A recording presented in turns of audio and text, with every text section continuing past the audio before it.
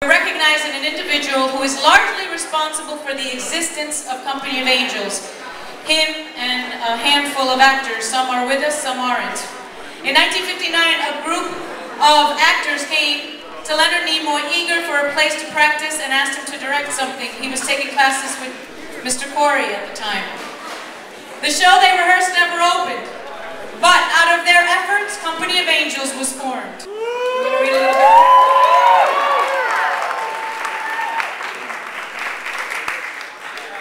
Mr. Nimoy, in my opinion, is a true Renaissance man. We recognize Leonard today for his role as founding member of this theater company and for helping to provide vision that is the vision that is Company of Angels.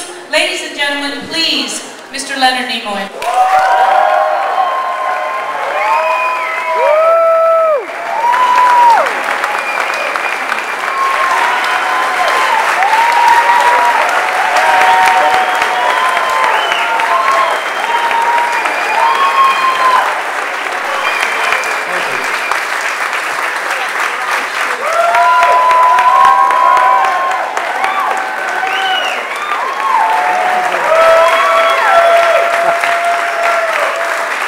Thank you.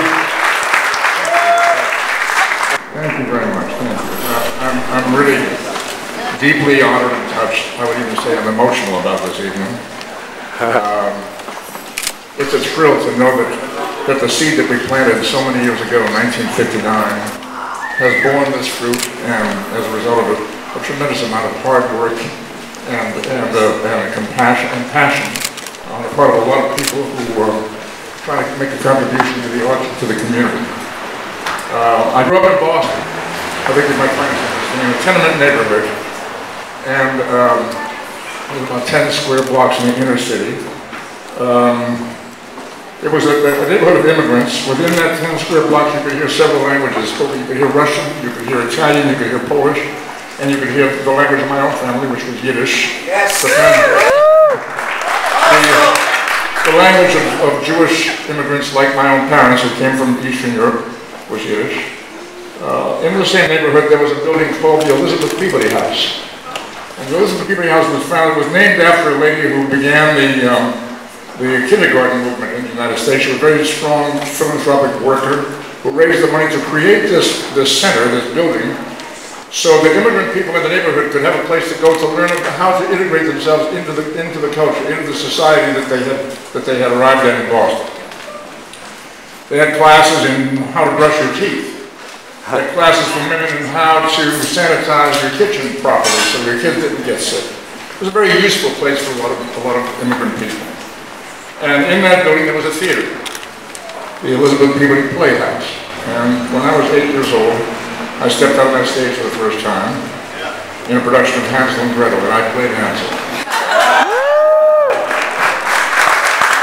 I feel very, very blessed to have been raised in an environment like that, where there was an opportunity for people to express themselves and to experience the arts and the culture of the city.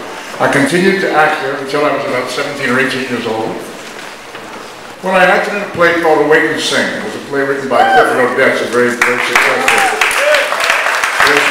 playwright. Odets at one time had 3 plays running simultaneously on Broadway. It was a very successful playwright. I was deeply affected by this particular experience because the play reflected the cultural experience that I was having in my own home. It was about the passions, the conflicts, the drama that takes place in a family like mine, which was 3 generations living in one apartment. My grandparents and my parents and my brother and I, all together in one, essentially a 2-bedroom apartment. I realized doing this play that it was possible to be involved in a life's work that could have an impact on human beings who would come to sit in the theater in a dark space and watch something happen on the stage that reflected their own lives or said something to them about how their lives were being lived and how they might find some kind of enlightenment for themselves. What it told me was that it could be a blessing to live a life in the arts. And I decided that that's what I had to do when I got on a train and came to California. So the theater has always been a springboard for me, a beginning for me, a foundation for me. My first acting job in film came as a result of the fact that I was acting in a children's production of Three Musketeers at the Coronet Theater on Washington Boulevard.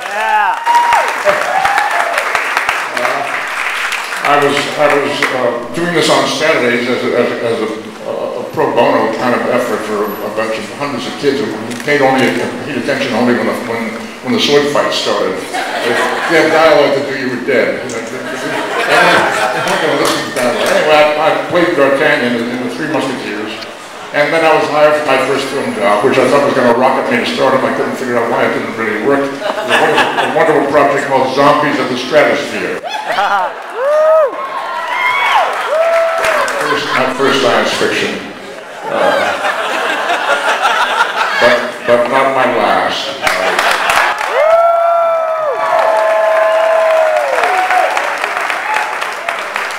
So coming from those beginnings, I feel really thrilled and honored to know that we started something that does deal with the diversity of the culture and the fabric of this city. I think it's terribly important that the Company of Angels continue to do this wonderful, very important work. I'm very honored to be here tonight to help to celebrate this event. And I wish you at least another 50 years, or as my alien alter ego would say, live long and prosper.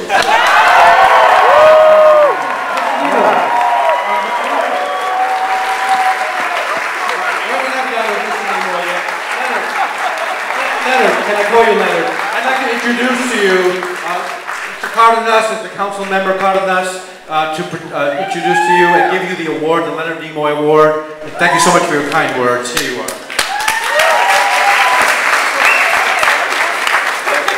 Very, very heavy. I just wanted to remind you, you're surrounded by a lot of beautiful, wonderful people, but many of them are Latinos. But I just want to share with you how my family grew up watching you on television and how we identify with the character you personified so well on television.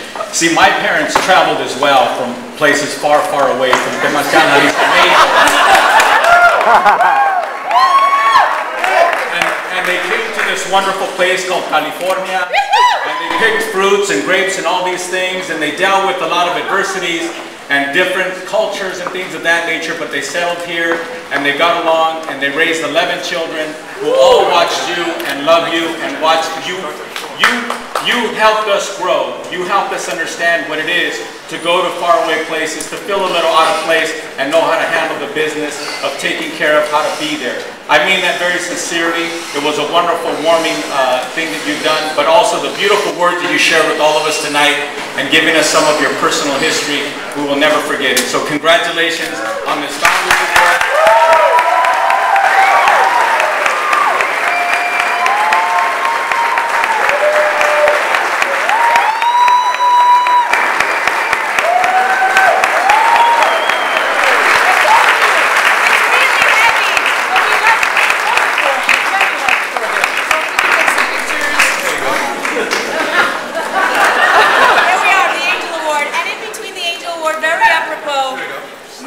Leonard Nimoy has donated very graciously his spot years, which are on eBay as we speak, and we stand here showing them off in a really, it's very like Van Gogh. This is very weird.